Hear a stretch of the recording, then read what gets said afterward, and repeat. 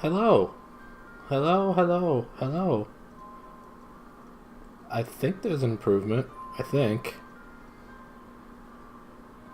But let me wait and see.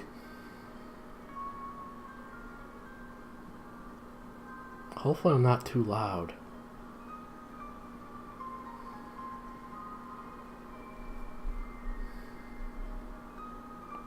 Hello? Hello, hello?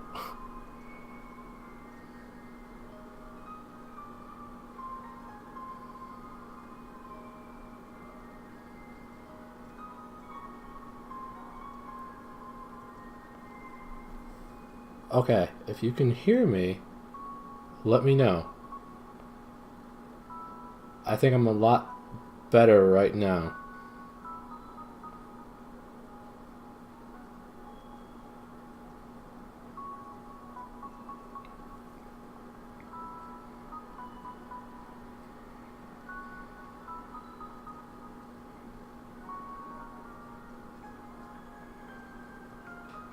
Can you hear my voice clearly though? That's the thing I want to know. It's very okay. Well, that's good. I'm glad that it's soothing. Toria, can you hear me as well?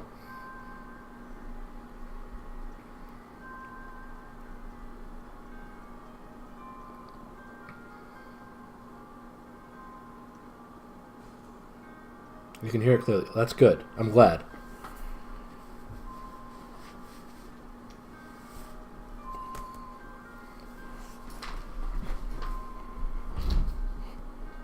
You can hear now? Okay, perfect. It looks like I'm not dropping frames anymore, so I think I can actually make this happen. So, yay!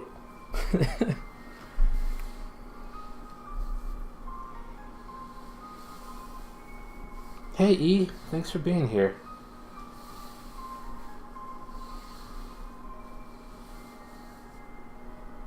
I'm just gonna turn this up a little bit.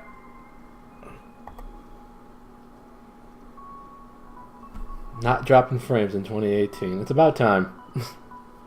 It only took me 15 days to figure out how to not drop frames.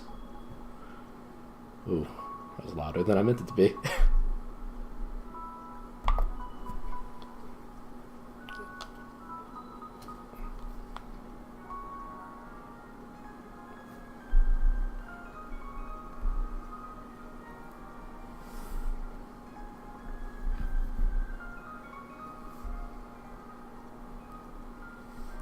I'm feeling pretty depressed tonight, and your voice is actually very, very nice to listen to, so I'm glad you're streaming. I'm glad I'm streaming too, because I wasn't sure if I was able to or not. Whee! Whee! Uh-oh. Whee! And yes, indeed, it is Space Junk Galaxy, Super Mario Galaxy music. Welcome to a world of mystery! Vampires. The tax collector! You found me! Tom, thank you so much for the host. It really means a lot to me. I appreciate it.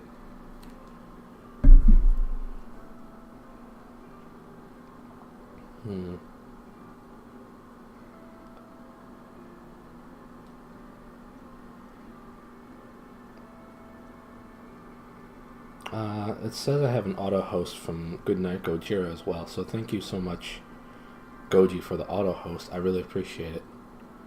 I know you were probably going to go to bed after you finished up your stream.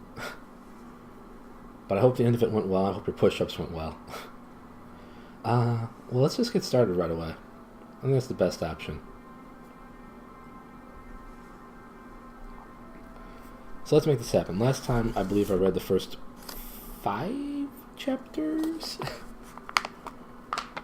First 4 chapters. I'm on chapter 5. Very nice. Good memory, me. Good memory. Alright, let's make this happen. Chapter the 5th. Hooray for chapter 5. Hey, Goji, thanks for being here, and thanks again for the host. I appreciate it. Chapter the 5th. Caspian's adventure in the mountains. Terror the Horror, don't mention it. I still gotta show my appreciation for it. Alright, here we go. Please pardon my delays in responding. After this, Caspian and his tutor had many more secret conversations on top of the Great Tower, and at each conversation Caspian learned more about old Narnia, so that thinking and dreaming about the old days and longing they might come back filled nearly all his spare hours. But of course he had not many hours to spare, so now his education was beginning in earnest. He learned sword fighting and riding, swimming and diving, how to shoot with the bow and play on the recorder and the therabow, how to hunt the stag and cut him up when he was dead, besides cosmography, rhetoric, heraldry, versification, and of course history, with a little law, physic, alchemy, and astronomy. Of magic he learned only the theory, for Dr. Cornelius said the practical part was not proper study for the princes. And I myself, he added, am only a very imperfect magician and can only do the smallest experiments of navigation, which is a noble and heroical art, said the doctor. He was taught nothing, but King Mirez disapproved of ships and the sea. He also learned a great deal by using his own eyes and ears. As a little boy, he had often wondered why he disliked his aunt, Queen Pruna Prismia. He only saw that it was because she disliked him. He also began to see that Narnia was an unhappy country. The taxes were high and the laws were stern, and Mirez was a cruel man. After some years, there came a time when the queen seemed to be ill, and there was a great deal of bustle and pother about her in the castle, and doctors came in, and the courtiers whispered. This was in early summertime, and one night, while all the fuss was going on, Caspian was unexpectedly wakened by Dr. Cornelius, after he had been only a few hours in bed. "Are we going to do a little astronomy, Doctor?" said Caspian. "Hush," said the doctor. "Trust me and do exactly as I tell you. Put on all your clothes. You have a long journey before you." Caspian was very surprised, but he had learned to have confidence in his tutor, and he began doing what he was told at once. When he was dressed, the doctor said, "I have a wallet for you. We must go into the next room and fill it with victuals from your Highness's supper table." "My gentlemen-in-waiting will be there," said Caspian. "They are all fast asleep, and will not wake," said the doctor. "I am a very minor magician, but I can at least contrive a charmed sleep." They went into the antechamber, and there, sure enough, the 2 gentlemen-in-waiting were, sprawling on chairs and snoring hard. Dr. Cornelius quickly cut up the remains of a cold chicken, and some slices of venison, and put them, with bread and an apple or so, on a little flask of good wine, into the wallet, which she then gave to Caspian. It fitted on by a strap over Caspian's shoulder, like a satchel you would use for taking books to school. "Have you your sword?" asked the doctor. "Yes," said Caspian. "And put this mantle over all, to hide the sword and the wallet. That's right. And now we must go to the Great Tower, and talk." When they reached the top of the tower, it was a cloudy night, not at all like the night when they first had seen the conjunction of Tarva and Alambel. Dr. Cornelius said, "Dear Prince, you must leave this castle at once, and go seek your fortune in the wide world. Your life is in danger here." "Why?" asked Caspian.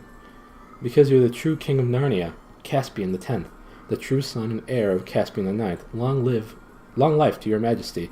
And suddenly, to Caspian's great surprise, the little man dropped down on one knee and kissed his hand. "What does this all mean? I don't understand," said Caspian.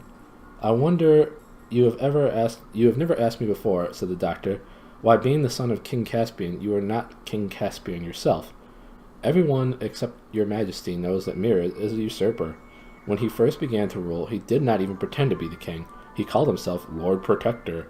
But when your royal mother died, the good queen and the only Telmarine who was ever kind to me, and then one by one, all the great lords who had known your father died or disappeared. Not by accident either. Mirrors weeded them out. Belisar and Euvilus were shot with arrows on a hunting party. By chance, it was pretended. All the great house of the Passerids he sent to the fight giants on the northern frontier, till one by one they fell. Arlian and Araman had a dozen more he executed for treason on a false charge. The two brothers of Beaversdam he shut up as madmen, and finally persuaded the 7 noble lords, who alone among all the Telmarines did not fear the sea, to sail away and look for new lands beyond the eastern ocean. And, as he intended, they never came back. And when there was no one left who could speak a word for you, then his flatterers, as he had instructed them, begged him to become king. And of course he did. "Do you mean he now wants to kill me too?" said Caspian. "That is almost certain," said Dr. Cornelius. "But why now?" said Caspian. "I mean, why didn't he do it long ago if he wanted to? And what harm have I done to him? He has changed his mind about you because of something that happened only 2 hours ago. The queen has had a son." "I don't see what that's got to do with it," said Caspian. "Don't see!" exclaimed the doctor. "Have all my lessons in history and politics taught you no more than that? Listen. As long as he had no children of his own, he was willing enough that you should be king after he died. He may not have much cared about you, but he would rather you should have the throne than a stranger. Now that he has a son of his own, he will want his own son to be the next king. You're in the way. He'll clear you out of the way." "Is he really as bad as that?" said Caspian. "Would he really murder me?" "He murdered your father," said Dr. Cornelius. Caspian felt very queer and said nothing. "I can tell you the whole story." I can tell you the whole story," said the doctor, "but not now. There's no time. You must fly at once." "You'll come with me?" said Caspian. "I dare not," said the doctor. "It would make your danger greater. 2 are more easily tracked than 1. Dear Prince, dear King Caspian, you must be very brave. You must go alone and at once. Try to get across the southern border to the court of King Nain of Archenland. He will be good to you." Shall I never see you again?" said Caspian in a quavering voice. "I hope so, dear king," said the doctor. "What friend have I in the wide world except your majesty? And I have a little magic, but in the meantime, speed is everything. Here are 2 gifts before you go. This is a little purse of gold. Alas, all the treasure in this castle should be your own by rights. And here is something far better." He put in Caspian's hand something which he could hardly see, but which he knew by the feel to be a horn. "That," said Dr. Cornelius, "is the greatest and most sacred treasure of Narnia. Many terrors I endured, many spells that I uttered to find it. When I was still young, it is the magic horn of Queen Susan herself, which she left behind her when she vanished from Narnia at the end of the Golden Age. It is said that whoever blows it shall have strange help. No one can say how strange. It may have the power to call Queen Lucy and King Edmund and Queen Susan and High King Peter back from the past, and they will set all to rights. It may be that it will call up the Aslan himself. Take it, King Caspian, but do not use it except at your greatest needs. And now, haste, haste, haste. The little door at the very bottom of the tower. The door in the garden. It's unlocked. There we must part. Can I get my horse?" "Destrier," said Caspian. "He is already saddled and waiting for you just at the corner of the orchard." During the long climb down the winding staircase, Cornelius whispered many more words of direction and advice. Caspian's heart was sinking, but he tried to take